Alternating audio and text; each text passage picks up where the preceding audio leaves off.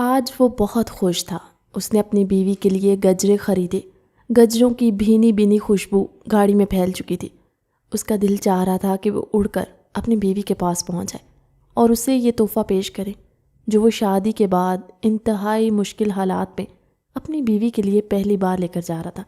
ابھی وہ گھر کے قریب ہی موجود تھا کہ جب اس کے موبائل پر ایک میسیج ریسیو ہوا۔ اس نے نمبر دیکھا، یہ تو زارا کا نمبر ہے۔ اس نے زیر لب دہرایا اور کچھ سوچ کر وہ میسیج کھولا۔ جیسے جیسے وہ میسیج پڑھتا گیا، اس کا دل جیسے کسی نے مٹھی میں لے کر مسل دیا۔ وہ سانس لینا بھول چکا تھا۔ یہ کیسے ہو سکتا ہے؟ نہیں، یہ نہیں ہو سکتا۔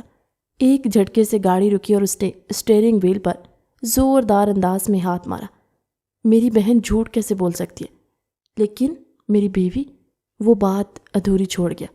اس کے ماتھے پر بل پڑے اور اس کے چہرے پر بے پناہ سختی دکھائی دینے لگی۔ ایسا لگ رہا تھا کہ جیسے اس کا کوئی اپنا اس سے بچھڑ گیا اور اس کا ماتم منا رہا ہو۔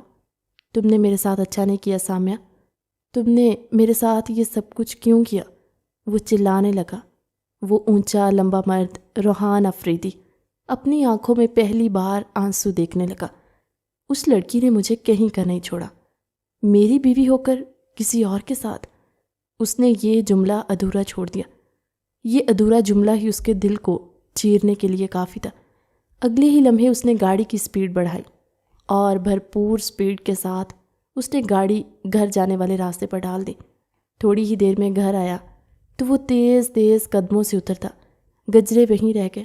وہ گاڑی میں ان کی خوشبو پھیل کر مضبوط ہوتی گئی۔ وہ بھاگ کر دروازے کی طرف بڑھا جو اس کے کمرے کا تھا اور جو کھلا ہوا تھا۔ اس نے دروازہ بجایا تو سامیہ نے اسے دیکھا، مسکرائی اور اس کے گلے لگ گئی، لیکن اس نے جواباً اسے گلے نہ لگایا۔ ایک جھٹکے سے اس نے سامیہ کو خود سے الگ کیا اور اس کا ہاتھ پکڑ کر اسے ہال میں لیا جہاں زارا، پھپھو، فریال اور حسیب بیٹھ کر باتیں کرے تھے۔ ایسا لگ رہا تھا کہ جیسے وہ باہر سے آئے ہیں۔ یہ سب کیا ہے؟ اس نے اپنا موبائل سامیہ کی آنکھوں کے سامنے لہرایا۔ کیا ہو گیا روحان؟ ایسے کیوں کہہ رہے؟ تمام لوگوں کے سامنے اسے اپنی بے عزتی محسوس ہوئی تھی۔ اس نے فوراً سے پوچھا۔ اگلے ہی لمحے جیسے اس کی نظر موبائل پر پڑی تو وہ حیران ہوئی جہاں اس کی اور حسیب کی تصویریں انتہائی قریب کی کسی نے کھینچ کر اسے بھیج دی تھی۔ اس نے فوراً سے بھیجنے والے کا نمبر دیکھا تو وہاں زارا لکھا جگمگا رہا تھا۔ سامیہ نے پھٹی پھٹی نگاہوں سے زارا کی طرف دیکھا۔ کیا حسیب تمہارے کمرے میں آیا تھا؟ روحان کی طرف سے چپتا ہوا سوال سن کر وہ خالی خالی نگاہوں سے اسے دیکھنے لگی۔ کیا آپ کو مجھ پر بھروسہ نہیں رہا؟ آپ بھی ان کی باتوں میں آ گئے؟ اس نے روتے ہوئے کہا۔ میں تم سے کیا پوچھ رہا ہوں؟ کیا حسیب تمہارے کمرے میں آیا تھا، ہاں یا نہ؟ کیا ہو گیا روحان آپ کو؟ آپ مجھ پر شک کریں، اپنی بیوی سامیہ پر جو آپ سے ٹوٹ کر محبت کرتی ہے۔ یہ تماشا دیکھ کر پھوپھو کے چہرے پر مسکراہٹ بکھر گئی۔ وہ اور فریال نے آنکھوں ہی آنکھوں میں حسیب کو اشارہ کیا تو وہ مسکرا دیا۔ ہاں یا نہ؟ روحان کی آواز نے سامیہ کو سر سے لے کر پیر تک حیرانی میں بدل دیا۔ آپ مجھ پر اعتماد نہیں کرتے؟ اس کا تو سیدھا سا مطلب یہی ہے۔ میں پوچھ رہا ہوں ہاں یا نہ؟ اس نے ایک دم سے اپنی بیوی سامیہ کی بات کاٹی اور اس کی آنکھوں میں آنکھیں گاڑ کر پوچھنے لگا۔ ہاں، سامیہ نے کہہ کر اونچی آواز میں رونا شروع کر دیا۔ میری بات تو سنے روحان، وہ مجھے ڈرا رہا تھا، دھمکا رہا تھا اور بھی بہت سی ایسی باتیں کہیں جو نہیں کہنی چاہیے تھی۔ میں شادی شدہ ہوں، آپ کی بیوی ہوں، ونی ہو کر آئی ہوں، تو اس کا یہ مطلب تھوڑی ہے کہ میں سب کی جائیداد بن گئی ہوں۔ اس نے مجھ سے بہت غلط باتیں کی ہیں، میں آپ کو بتانا چاہتی تھی لیکن بس بہت ہو گیا۔ روحان نے ہاتھ اٹھا کر اسے مزید کچھ بھی کہنے سے روک دیا۔ میں سب کچھ جان گیا ہوں۔ وہ ایک دم سے صوفے پر ڈھہ سا گیا۔ زارا اس ساری صورتحال کو سمجھنے سے قاصر تھی۔ وہ تو اپنے بھائی سے معافی مانگنے آئی تھی، لیکن یہاں تو صورتحال ہی بدل گئی۔ تم اپنے گھر چلی جاؤ۔ روحان نے اس سے کیا فیصلہ سنایا۔ وہ اسے ششت نگاہوں سے دیکھنے لگی۔ یہ آپ کیا کہہ رہے ہیں؟ میں کیوں جاؤں اپنے گھر؟ میرا گھر ہے یہ۔ آپ مجھ پر بھروسہ کیوں نہیں کر رہے؟ یہ سب جھوٹ ہے۔ اور شدت سے وہ تڑپ تڑپ کر رونے لگی۔ میں نے تم سے ایک ہی بات کہی ہے کہ تم اپنے گھر چلی جاؤ۔ اس کے بعد میں اپنی بات دوبارہ ریپیٹ نہیں کروں گا، اور اگر تم نے میری بات نہ مانی تو جو ہوگا وہ تمہاری سوچ سے بھی بالاتر ہوگا. چلی جاؤ یہاں سے. آخری بار اس نے اس قدر چلا کر کہا کہ در و دیوار ہل گئے. وہ ڈر کر پیچھے ہٹی اور بھاگ کر اپنے کمرے میں آئی. اپنا بیگ باندھا اور پیچھے مڑ کر نکل گئی. روحان نے اپنا سر اٹھایا اور آگے کی طرف دیکھنے لگا. اس نے پھپھو کی طرف دیکھا. اب شادی کی تیاریاں شروع کریں. میں شادی کرنے کے لیے تیار ہوں. یہ خبر سنتے ہی فریال خوشی سے اچھل پڑی. حسیب نے مسکرا کر آنکھ دبائی. دیکھا، میں نے کہا تھا نا، ونی میں آئی لڑکی کبھی بھی بیوی نہیں بن سکتی. بتا دیا نا اس نے آخر اپنی اوقات کا. پھپھو نے اپنے طور پر اضافہ کیا تو وہ ان کی بات کا جواب دیے بغیر اپنے کمرے میں آ گیا اور کمرے میں آتے ہی ہر چیز تہس نہس کرنے لگا. میں تمہاری دھوکے کی تمہیں بہت بری سزا دوں گا سامیہ. میں تمہیں اپنی زندگی سے نکال دوں گا. میری زندگی میں تمہاری کوئی جگہ نہیں رہی. اس نے آگے بڑھ کر ڈریسنگ پر رکھی تمام چیزیں گرا دی. کافی دیر تک وہ یوں ہی کمرے میں تباہی و بربادی کرتا رہا. آخر کار تھک ہار کر گھٹنوں کے بل بیٹھا اور اونچا لمبا مرد بھلک بھلک کر رو دیا. سب کچھ برباد ہو گیا. تم نے سب کچھ برباد کر دیا سامیہ. چند دن پہلے صبح پھیل گئی. وہ اپنے مجازی خدا کے سینے پر سر رکھے اس کے ساتھ ہی بیڈ پر سو رہی تھی کہ جب الارم بجا. وہ اٹھی، ہڑبڑا کر اٹھی. صبح کے 8 بج رہے تھے. اس نے آہستگی سے روحان کا ہاتھ اٹھایا اور اس کے سینے پر رکھ دیا. پھر خود کھڑی ہوئی، اپنے بال سمیٹے آئینے میں خود کو دیکھا. آنکھیں سوجی ہوئی تھی. کل رات وہ دونوں ایک دوسرے سے باتیں کرتے کرتے، ایک دوسرے سے اپنی محبت کا اظہار کرتے سو چکے تھے. اب جب اس کی آنکھ کھلی تو چہرے پر تو صدیوں کی تھکن رقم تھی، لیکن دل ہر قسم کے بوجھ سے خالی تھا. وہ فوراً سے واش روم میں گئی اور فریش ہو کر کچن میں چلی گئی جہاں ملازمہ راشدہ پہلے سے ہی کام کر رہی تھی. بات سنیں جی. Be B G. ملازمہ نے خوشگوار حیرت سے اسے دیکھا. وہ آج بدلی بدلی سی لگ رہی تھی. اس نے اپنے بال کیچر میں قید کیے ہوئے تھے اور سرخ رنگ کے شلوار قمیض میں حسین سی پری لگ رہی تھی. روحان صاحب کو ناشتے میں کیا پسند ہے؟ اس نے پوچھا تو ملازمہ سے تھا، لیکن جواب اس سے نور جہاں بیگم نے دیا تھا. اسے ناشتے میں پراٹھا اور انڈا پسند ہے. وہ اکثر یہی کھاتا ہے. اس نے پیچھے مڑ کر دیکھا تو وہ اسے مسکراتے ہوئے دیکھ رہی تھی. السلام علیکم. اس نے سلام کیا. مجھے سمجھ نہیں آ رہا میں آپ کو کیا کہوں، آنٹی کہوں یا امی؟ وہ تھوڑا کنفیوز تھی. آج کی صبح بہت حسین تھی جو اس کے نصیب میں اتری تھی. بیٹا، میں روحان کی امی ہوئی نا، تو آپ مجھے امی ہی کہا کریں جیسے روحان کہتا ہے. انہوں نے آگے بڑھ کر اس کے سر پر ہاتھ رکھا تو وہ مسکرا کر آٹا گوندنے لگی. بی بی جی میں کر دیتی ہوں نا. نہیں. اس نے نفی میں سر ہلایا. میں انہیں خود اپنے ہاتھوں سے ناشتہ بنا کر دوں گی. نور جہاں بیگم نے اس کا کندھا تھپ تھپایا. راشدہ اب سے یہی ناشتہ بنایا کرے گی. روحان کا اس کی بیوی آ گئی ہے نا، ذمہ داری بھی وہی لے گی. بیوی؟ راشدہ نے دہرایا. وہ پوچھنا چاہتی تھی کہ ونی میں آئی لڑکی کو بیوی کا درجہ تو نہیں دیا جاتا، لیکن پھر اس نے اپنے دل میں یہ بات چھپا لی کیونکہ روحان افریدی نے انوکھا فیصلہ لیا تھا. ونی میں آئی لڑکی کو نہ صرف بیوی کا درجہ دیا بلکہ اسے پورے گھر تک رسائی بھی دے دی. ورنہ اس نے اکثر دیکھا تھا کہ گاؤں میں اگر ونی کی رسم ادا کی جاتی، اس لڑکی کو اچھوت کی طرح سمجھا جاتا اور صرف بستر کی زینت کے وقت ہی استعمال کیا جاتا. راشدہ نے مسکرا کر سامیہ کو پیڑا بنا کر پراٹھا بناتے دیکھا تو نہ جانے کیوں اسے بہت اچھا لگا. اس نے ناشتہ ٹرے میں سجایا اور اپنے کمرے کی طرف جانے لگی. پھر کچھ رک کر دوبارہ سے نور جہاں بیگم کی طرف دیکھا. امی، وہ ناشتہ سب کے ساتھ کرتے ہیں یا اکیلے کرنا پسند کرتے؟ اصل میں نہیں ہونا یہاں تو مجھے کچھ اندازہ نہیں ہے. وہ سو رہے ہیں اس لیے ان سے نہیں پوچھ سکتی. کوئی بات نہیں بیٹا، آج سمجھو تمہاری شادی شدہ زندگی کا پہلا حسین دن ہے. تم وہیں اس کے ساتھ ناشتہ کر سکتی ہو. میں تو صبح سویرے ہی اٹھ کر لیتی ہوں. انہوں نے اس کی مشکل آسان کی تو وہ سر ہلا کر کمرے سے نکل گئی. کمرے میں وہ جیسے ہی داخل ہوئی تو روحان وہاں موجود ہی نہیں تھا. اس نے ٹرے سائڈ ٹیبل پر رکھی اور جیسے ہی مڑنے لگی، اچانک سے اس کا ٹکراؤ روحان سے ہوا اور وہ بے اختیار اس کے سینے سے جا لگی. روحان دلچسپی سے اسے دیکھنے لگا. سرخ رنگ کے شلوار قمیض میں دوپٹہ سلیقے سے سر پر جمائے وہ بے حد خوبصورت لگ رہی تھی. روحان، آپ کب اٹھے؟ وہ پیچھے ہوئی اور نظریں جھکا کر اپنے بال کان کے پیچھے کیے۔ میں اسی وقت اٹھ گیا تھا جب آپ میرے پہلو سے نکل کر کمرے سے باہر گئے۔ وہ چند قدم آگے آیا تو اس کی پلکیں لرزنے لگی۔ میں آپ کے لیے ناشتہ بنا کر لاتی ہوں۔ ناشتہ کر لیجئے، اس نے انتہائی دھیمی آواز میں محبت سے کہا تو رہا نے ایک جھٹکے سے اس کی کلائی پکڑی اور اسے اپنے بے حد قریب کر لیا۔ اس کی کمر پر ہاتھ رکھا اور اس کے بالوں سے کھیلنے لگا۔ بہت پیاری لگ رہی ہو سامیہ۔ اس نے پہلی بار اس کا نام اپنی زبان سے لیا تو سامیہ نے پلکیں اٹھا کر اسے دیکھا۔ اس کے چہرے پر خود بخود ایک خوبصورت سی مسکراہٹ بکھر گئی۔ ہنستے ہوئے تو مانو جان لیتی ہو تم، بہت خوبصورت مسکراہٹ ہے تمہاری۔ اس نے اپنی شہادت کی انگلی اس کے گالوں پر پھیری تو وہ گدگدانے لگی۔ آپ ناشتہ کر لیجئے، وہ اس کی باہوں کے حصار میں تھی۔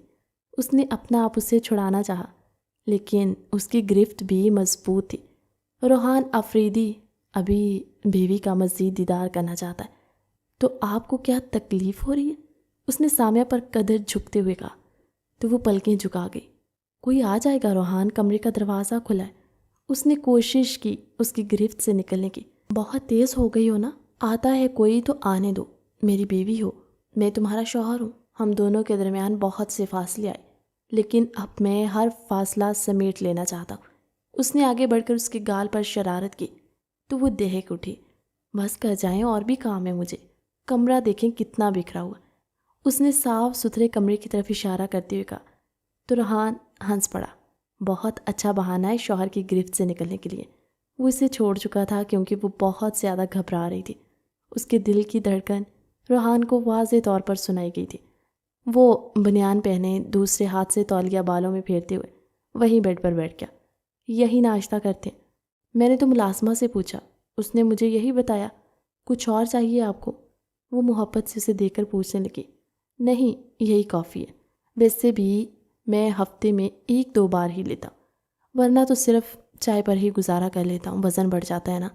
اس کی بات سن کر سامیہ کی ہنسی گونجی۔ اتنے دبلے پتلے سے تو ہیں آپ، اس پر بھی آپ کو وزن کی فکر ہے؟ اسے دبلا پتلا ہونا نہیں، سمارٹ کہا جاتا ہے، یو نو، سمارٹ مین۔ روحان نے اپنے فرضی کالر جھاڑے تو سامیہ نے اپنے ہاتھ باندھ کر اسے دیکھا۔ تم نے ناشتہ کیا؟ وہ پہلا لقمہ لے چکا تھا جب اچانک سے اس کے پاس کھڑی سامیہ کا خیال ہے۔ آپ کے بغیر کیسے کر سکتی ہوں؟ اس نے اسے جتایا تو آؤ نا، وہاں کیوں کھڑی ہو، برابر میں بیٹھو۔ اب ہمارے درمیان کوئی پردہ تو ہے نہیں جو تمہیں دعوت دو، خود ہی شامل ہو جایا کرو۔ یار میں بھی نیا نیا شوہر ہوں اور تم بھی نئی نئی بیوی ہو، ویسے تمہیں تو سارے گھراتے ہیں۔ شاید یہ عورت کے دل پر پہلے سے اتر جاتا ہے کہ وہ شوہر کا کیسے خیال رکھے، بس شوہر ہی نکما ہوتا ہے۔ اس نے ہنستے ہوئے اپنی خامی کا اعتراف کیا، پھر ہاتھ آگے بڑھا کر اسے برابر میں بٹھایا اور پراٹھے کا لقمہ توڑ کر انڈا توڑا، نوالا اس کے منہ کی طرف بڑھایا۔ وہ جھجکی، پھر مسکرا کر نوالا لیا۔ کیا سارا ناشتہ اسی طرح کرائیں گے؟ روحان نے شرارت سے کہا تو روحان نے ایک نظر سے دیکھا۔ بدتمیز انسان، 2 پراٹھے بناتی نا، 1 بنا کر لائی ہو اور کہتی ہو سارا ناشتہ مجھے کروائیں گے، تو میرا ناشتہ کہاں ہے؟ وہ مصنوعی خفگی سے بولا۔ ارے میں تو 2 لائی ہوں، اور ایک دم سے گھبرا گئی۔ وہ اس کی یہ گھبرائی ہوئی حالت دیکھ کر روحان کا کہکہا بلند ہوا۔ مذاق کر رہا تھا میں۔ اس نے دوسرا نوالا توڑا اور اسے کھلایا۔ بس میرا پیٹ بھر چکا ہے، 2-3 نوالوں سے ہی، اس نے کہہ دیا۔ وہ اسے حیرانگی سے دیکھنے لگا۔ چڑیا جتنا کھاتی ہو تم؟ وہ پاس بیٹھی انگلیاں مروڑنے لگی۔ کیا ہوا، کچھ کہنا چاہتی ہو؟ تمہیں کیا وہ ناشتہ مکمل کر چکا تھا؟ اب آہستہ آہستہ کر کے چائے پی رہا تھا۔ جی، وہ اس نے اپنی نظریں جھکا لی۔ تو بولو نا، چپ کیوں ہو گئی ہو؟ کیا آپ مجھے میرے گھر والوں کے پاس لے جائیں گے؟ اس نے اٹک اٹک کر اپنی بات مکمل کی تو روحان نے ایک لمحے کے لیے اسے دیکھا۔ ٹھیک ہے، شاید اس کا موڈ خراب ہو گیا۔ اس نے چائے کا کپ ایک سائڈ پر رکھا اور آگے بڑھ کر اپنی الماری سے کپڑے نکالنے لگا۔ میں نے آپ کے کپڑے نکال لیے ہیں، واش روم میں ہی ہیں، اس نے اطلاع دی۔ ٹھیک ہے، وہ آگے بڑھ کر واش روم میں چلا گیا اور باہر نکلا تو سفید رنگ کی شلوار قمیض میں ملبوس تھا۔ آپ مجھ سے ناراض ہو گئے؟ وہ آگے آئی اور اس کی آنکھوں میں دیکھنے لگی۔ نہیں تو، اس کے مختصر جواب میں وہ سمجھ گئی کہ ہو نہ ہو کسی بات پر ناراض ہے۔ کوئی بات نہیں، ضروری تو نہیں، اگر آپ کی اجازت نہیں ہوگی تو میں ان سے نہیں ملوں گی۔ اس نے بے اختیار کہا تو وہ اسے دیکھ کر رہ گیا۔ میرے لیے تم اپنے گھر والوں سے کیوں تعلق توڑو گی؟ ایسا نہیں ہونا چاہیے۔ مختصر سا جواب دے کر وہ باہر جانے لگا۔ میں سچ کہہ رہی ہوں، اگر آپ کو اچھا نہیں لگتا تو میں نہیں جاؤں گی۔ وہ پلٹ کر اس کے سامنے آیا، اس کا چہرہ اپنے ہاتھوں میں لیا۔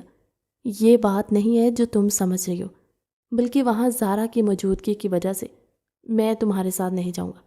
بس اب اس کے علاوہ اور کوئی سوال نہ کرنا، میں جواب نہیں دے پاؤں گا۔ تمہارا انتظار کر رہا ہوں نیچے گاڑی میں، بتا دینا کتنے بجے تک آنا ہے تو واپس لینے بھی آ جاؤں گا۔ اور ہاں، آج مجھے زمینوں کے حساب کے لیے بھی جانا ہے، تو شاید 1-2 دن بعد تم سے ملاقات ہو۔ اس نے انتہائی آہستگی سے اپنی جدائی کا وقتی ہی صحیح پر مزدہ سنایا۔ سامیہ کے چہرے کا رنگ بدل گیا۔ جلدی آ جائیے گا۔ اس کی آنکھوں میں آنسو دکھائی دینے لگے۔ ارے تم رو رہی ہو؟ وہ دوبارہ واپس پلٹا اور اس کا چہرہ تھوڑی سی اٹھا کر اپنے مقابل کیا۔ تو آپ نے مجھے بتایا بھی نہیں۔ اب 2 دن بعد آئیں گے، میں کیا کروں گی 2 دن؟ مجھے تو آپ کی بہت یاد آئے گی۔ وہ بچوں کی طرح روتے ہوئے کہنے لگی۔ اتنا پیار کرتی ہو مجھ سے؟ وہ خمار آلود لہجے میں اس سے پوچھنے لگا۔ آپ کی سوچ سے بھی زیادہ کرتی ہوں۔ ایک لمحے کے لیے بھی آپ کا مجھ سے جدا ہونا مجھے گوارا نہیں ہے۔ اس نے اپنی آنکھوں میں آتے آنسو فوراً سے صاف کر لیے۔ میں آ جاؤں گا جلدی، چلو شاباش، رونا بند کرو۔ تم چاہو تو یہ 2 دن اپنے والدین کے گھر پر گزار سکتی ہو، میری طرف سے اجازت ہے۔ اس کی اجازت ملتے ہی وہ ہلکا سا مسکرا دی، حالانکہ اسے ٹھہرنا نہیں تھا، لیکن یہاں اتنے بڑے گھر میں اگر وہ موجود نہ ہوتا تو خالی خالی محسوس ہوتا، اس لیے اس نے حامی بھر لی۔ اس کے ساتھ گاڑی میں بیٹھی اور وہ اسے اس کے والدین کے گھر چھوڑ آیا۔ وہ جیسے واپس سے آنے لگا، وہ گاڑی کے شیشے پر جھکی۔ آپ اندر نہیں آئیں گے؟ اس نے امید سے اس سے پوچھا۔ نہیں، اس نے سپاٹ سے لہجے میں جواب دیا اور گاڑی بھگا کر لے گیا۔ وہ اندر آئی تو سب سے پہلے اس کی نظر اپنی والدہ پر پڑی۔ انہوں نے اسے دیکھا، ایک لمحے کے لیے تڑپ سی گئی اور بھاگ کر ان کے گلے لگی۔ میری جان، پچھلے 3 دن سے تمہیں یاد کر رہی ہوں۔ امی جان، مجھے پتہ ہے آپ کی بے حد یاد آ رہی تھی، اس لیے تو آپ کے پاس چلی آئی ہوں۔ روحان مجھے خود چھوڑ کر گئے۔ وہ اپنی ماں سے گلے لگ کر سارے گلے شکوے دور کرنے لگی۔ تم خوش تو ہو نا؟ اس کی والدہ نے پوچھا۔ جی، میں بے حد خوش ہوں، آپ فکر نہ کریں۔ لیکن یہ بات کہتے ہوئے نہیں جانتی تھی کہ اس کی زندگی ایک بار پھر سے ایسی کایا پلٹنے والی ہے کہ وہ حیران رہ جائے گی اور کچھ بھی نہیں کر پائے گی۔ بی بی صاحبہ نیچے لاؤنج میں کلثوم بیگم آئی ہیں۔ ان کے ساتھ ان کی بیٹی اور بیٹا دونوں ہیں۔ وہ رو رہی ہیں، آپ سے تعزیت کے لیے آئی ہوئی۔ نور جہاں بیگم نے یہ سنا تو ایک دم سے ان کے چہرے پر ناگواری ابھری۔ 3 ہفتے بعد انہیں یاد آیا کہ ان کی ایک سوتیلے بھائی کی وفات ہو گئی۔ نور جہاں بیگم نے بڑبڑاتے ہوئے کہا، اور جیسے ہی نیچے آئیں تو کلثوم بیگم نے روتے ہوئے انہیں گلے لگا لیا۔ کیسے چلا گیا میرا بھائی؟ میں نے بہت کوشش کی کہ واپس آ سکوں، لیکن میں وقت پر نہ آ سکی۔ میں بہت شرمندہ ہوں، وہ روتے ہوئے کہنے لگی۔ نور جہاں بیگم نے کچھ بھی نہ کہا، ان کی آنکھوں سے بھی آنسو گرنے لگے۔ مامو جان بہت اچھے انسان تھے، انہوں نے ہماری ہر موقع پر بہت مدد کی، ہم انہیں اپنی دعاؤں میں یاد رکھے ہوئے ہیں۔ ان کی بیٹی فریال نے نور جہاں بیگم سے تعزیت کرتے ہوئے کہا۔ تو وہ اسے دیکھ کر رہ گئی۔ وہ کافی بڑی ہو گئی تھی اور خوبصورت بھی تھی۔ مومانی جان، ہمیں بہت افسوس ہے کہ ہم وقت پر نہیں پہنچ سکے، لیکن خون کے رشتوں کو توڑا نہیں جا سکتا۔ ماضی میں جو کچھ ہوا اسے بھول جائیے، اور غم کے اس موقع پر ہم آپ کے ساتھ ہیں۔ یہ ان کا بیٹا تھا جو روحان سے عمر میں 1 سال بڑا تھا۔ نور جہاں بیگم نے سر ہلانے پر اتفاق کیا، پھر ان کی نظر ان دونوں کے بیگ پر پڑی، جس سے صاف اندازہ ہو رہا تھا کہ وہ کم از کم بھی 1 مہینے کے لیے یہاں رہنے کے لیے ضرور آئے۔ ملازمہ نیچے کے کمرے کو تیار کرواؤ، آپ دونوں تو ایک کمرے میں رہ لیں گی نا؟ اس نے اپنی نند اور ان کی بیٹی سے پوچھا۔ جی جی مومانی جان، ضرور، فریال نے خوش اخلاقی کا مظاہرہ کیا۔ اور ہاں مومانی جان، میں روحان کے ساتھ گزارا کر لوں گا، ہم 1 مہینے کے لیے یہاں آئے ہیں۔ نور جہاں بیگم نے بالکل درست اندازہ لگایا۔ روحان کہاں ہے؟ نظر نہیں آ رہا، اچانک سے کلثوم بیگم نے ان سے پوچھا۔ وہ زمینوں کے حساب کے لیے گیا ہوا ہے، انہوں نے ابھی اپنی بات مکمل بھی نہ کی تھی کہ کلثوم بیگم کے چہرے کے تاثرات ہی بدل گئے۔ ان زمینوں سے آمدنی آتی ہے جو بھائی نے ابھی تک مجھے نہیں دی؟ ان کا سوال اس قدر چبھتا ہوا تھا کہ نور جہاں بیگم انہیں حیرت سے دیکھنے لگی۔ جی آمدنی آتی ہے، وہ بس اتنا ہی کہہ سکیں تو بھائی کو اتنا نہیں ہوا کہ اپنی بہن کو بھی اس میں سے کچھ حصہ بھجوا دے۔ اکیلے آخر خود بھی کب تک کھاتے، دنیا سے ہی گزر گئے۔ ان کی بات تھی یا تیر جو سیدھا نور جہاں بیگم کے دل پر لگا۔ کتنے بے حس انسان تھے یہ لوگ! کیا وہ واقعی میں تعزیت کرنے آئے تھے یا زخموں کو ادھیڑنے؟ نور جہاں بیگم سمجھ ہی نہ سکی۔ اچھا چھوڑو ان باتوں کو، ویسے بھی اب تو ہمارا خاندان ایک ہونے جا رہا ہے۔ نور جہاں بیگم نے ناسمجھی سے ان کی طرف دیکھا۔ کیا مطلب ہے آپا؟ میں سمجھی نہیں۔ ارے تم بھول گئی ہو کہ بھائی صاحب نے کیا کہا تھا کہ وہ فریال کو اپنی بہو بنائیں گے، اور ظاہر ہے ان کا خود کا تو کوئی بیٹا تھا نہیں۔ آخر کب تک تم اولاد نرینہ کے لیے تڑپتی رہے، اور تینوں تمہارے یہاں لڑکیاں ہی پیدا ہوئی؟ تو بھائی جان نے کہا تھا نا کہ اگر میرا بیٹا ہوتا تو میں ایسے فریال سے بیاہتا، لیکن اب بھائی جان کا تو کوئی بیٹا نہیں ہوا۔ انہوں نے سفیر بھائی کے مرنے پر روحان کو اپنا بیٹا بنا لیا۔ تو اس سے تو سیدھا اور صاف مطلب یہی ہوا نا کہ فریال روحان کا رشتہ جڑ گیا۔ بھائی جان نے روحان کو ہی اپنا بیٹا بنایا تھا نا۔ کلثوم بیگم نے اپنی طرف سے ایک لمبا چوڑا رشتہ جوڑنے کی بات کی تو نور جہاں بیگم کے قدموں تلے سے زمین نکل گئی۔ آپا ایسا نہیں ہے۔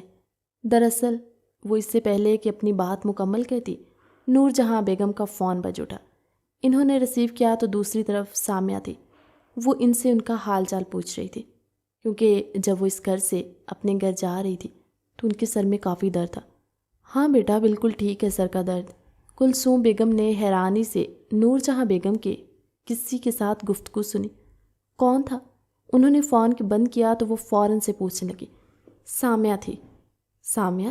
یہ سامیہ کون ہے؟ انہوں نے حیرت کا اظہار کیا۔ وہ اصل میں وہ روحان۔ مومانی جان بہت بھوک لگ رہی ہے، اگر آپ کے ہاتھ کا کھانا مل جائے تو کیا ہی بات ہوگی۔ اس سے پہلے کہ وہ اپنی بات مکمل کر کے کلثوم بیگم سے سامیہ کا تعارف کرواتی، ان کے بیٹے حسیب نے ایک نئی فرمائش کی۔ ہاں بیٹا ضرور، کیوں نہیں، کیا کھانا پسند کرو گے؟ انہوں نے اس کی فرمائش پوچھی۔ اگر نہ پوچھتی تو ظاہر ہے کلثوم بیگم کو برا لگ جانا تھا۔ اسی دوران ملازمہ آئی اور کہنے لگی آپ دونوں کا کمرہ تیار ہے۔ وہ دونوں ماں بیٹی اٹھی اور اپنے کمرے کی طرف چلی گئیں۔ نور جہاں بیگم نے راشدہ کو کھانے کا انتظام سنبھالنے کا حکم دیا اور حسیب کچھ بھی کہے بغیر روحان کے کمرے میں داخل ہوا۔ جیسے ہی وہ اندر داخل ہوا، کمرے کا حلیہ ہی بدلا ہوا تھا۔ اسے ایسا لگا جیسے روحان یہاں اکیلا نہیں رہتا، اس کے ساتھ کوئی اور بھی رہ رہا ہے۔ اس نے بے دھڑک روحان کی الماری کھولی تو اس میں لٹکے زنانہ کپڑوں سے اس کی توجہ کھینچی۔ یہ کب ہوا؟ روحان کے کمرے میں یہ لڑکیوں کے کپڑے کیا کریں؟ یہ وہی کپڑے تھے جو روحان نے زمینوں سے جانے سے پہلے سامیہ کے لیے خریدے تھے، جس کا خود سامیہ کو علم بھی نہیں تھا۔ مومانی جان، وہ فوراً سے باہر آیا جہاں نور جہاں بیگم راشدہ کو ہدایت دے رہی تھی۔ ہاں بولو۔ وہ مڑی۔ یہ روحان کی الماری میں لڑکیوں کے کپڑے کیا کریں؟ کیا میں غلط کمرے میں چلا گیا؟ یہ سنتے ہی نور جہاں بیگم کے ہوش اڑ گیا۔ وہ بات جو 2 دفعہ انہوں نے کلثوم بیگم کو بتانے کی کوشش کی، وہ انہوں نے سنی ہی نہیں۔ ہاں وہ نہیں، نور جہاں بیگم گڑبڑائی۔ تم ایک کام کرو بیٹا، تم اس کمرے میں مت جاؤ، تم یہ برابر والے کمرے میں چلے جاؤ، یہ بھی میں نے تیار کر دیا ہے۔ لیکن مومانی جان، وہاں کیوں نہیں جانا؟ میں تو جب بھی آتا ہوں روحان کے کمرے میں ٹھہرتا ہوں، کہیں اس نے شادی تو نہیں کر لی؟ یہ سوال سنتے ہی وہ دنگ رہ گئی۔ وہ اس صورتحال پر کیسے قابو پائیں؟ روحان ہوتا تو ان کے لیے سب آسان ہوتا۔ بتاتی ہوں نا میں تمہیں، سب بعد میں، ابھی جاؤ جا کر آرام کر لو، انہوں نے مسکراتے ہوئے کہا۔ فوراً سے وہاں سے نکل پڑی۔ حسیب نے اپنی والدہ کے کمرے میں قدم رکھا۔ امی بات سنیں۔ وہ سنجیدہ تھا۔ ہاں بولو، کیا ہوا بیٹا؟ وہ دونوں پلنگ پر لیٹی آرام کر رہی تھی۔ فریال اپنے موبائل میں مگن تھی۔ میں روحان کے کمرے میں گیا تھا تو وہاں الماری میں لڑکیوں کے کپڑے بھی رکھے ہوئے تھے، اور کمرے کی ایک ایک چیز چیخ چیخ کر کہہ رہی ہے کہ روحان اب اکیلا نہیں رہتا۔ مطلب پرفیوم، میک اپ، سب کچھ اس کی ڈریسنگ پر سجا ہوا۔ اس بات کا کیا مطلب ہے کہ روحان کی شادی ہو گئی اور ہمیں بتایا تک نہیں؟ حسیب کا کہنا تھا کہ وہ دونوں ماں بیٹیاں ایک دم سے اٹھ پڑی۔ پاگل ہو گئے ہو، کچھ بھی اول فول بک رہے ہو، ایسا نہیں ہو سکتا۔ ایسا ہی ہو گیا ہے، آپ دونوں خواب غفلت کے مزے لیتی رہے۔ مومانی جان نے بات کو ٹال دیا، لیکن ہو نہ ہو میں لکھ کے دیتا ہوں کہ روحان نے شادی کر لی ہے۔ ایسا کیسے ہو سکتا ہے؟ میری فریال کا کیا ہوگا؟ پھوپھو جان ایک دم سے ہتھے سے اکھڑ گئی اور فوراً سے اپنی چادر اٹھا کر نور جہاں بیگم کے کمرے میں۔ نور جہاں، یہ میں کیا سن رہی ہوں؟ روحان نے شادی کر لی ہے؟ انہوں نے افسوس سے حسیب کی طرف دیکھا، لیکن حسیب ڈٹھائی سے ہنسنے لگا۔ ضرور کوئی پسند آ گئی ہوگی، تبھی انہوں نے شادی کر لی، اور ایسا لگ رہا ہے کہ جیسے اپنی امی جان کو بھی نہیں بتایا۔ اس کا اشارہ نور جہاں بیگم کی طرف تھا۔ آپ بیٹھیں، میری بات تو سنیں۔ کلثوم بیگم کو سنبھالنا ایک بہت مشکل مرحلہ تھا۔ میری فریال کا کیا ہوگا؟ تم لوگوں نے مجھے بتانا بھی پسند نہیں کیا۔ اس نے کب کی شادی کیسے کی؟ اپنی پھوپھو تک کو نہ بلایا، اور بچپن کا کیا گیا رشتہ وہ کیسے بھول سکتا ہے؟ مجھے ابھی تک یاد ہے، لیکن تم لوگوں نے اچھی وفاداری دکھائی ہے۔ وہ لڑنے مرنے پر اتر آئیں تو نور جہاں بیگم کے ہاتھ پاؤں پھولنے لگے۔ میری بات تو سنیں، اس نے سامیہ سے ونی کی رسم کے طور پر شادی کی تھی، کیونکہ سامیہ کے چچا پر آپ کے بھائی کے قتل کا الزام تھا، اس لیے بس وہ اسے ونی کر کے لایا تھا۔ اور اب وہ میاں بیوی اگر بس رہے ہیں تو چپ رہو۔ ونی ہو کر آنے والی لڑکی کو کبھی بیوی کا درجہ نہیں دیا جاتا۔ بس اب ٹھیک ہے، وہ تو ایک جگہ گھر پر نوکرانی کے فرائض انجام دے گی نا، تو پھر روحان نے اسے سر پر کیوں چڑھا کر رکھا ہوا ہے؟ میں جانتی ہوں کہ ونی کی رسم اس گاؤں میں ابھی بھی موجود ہے، لیکن فریال کی شادی بھی روحان سے ہو کرے گی۔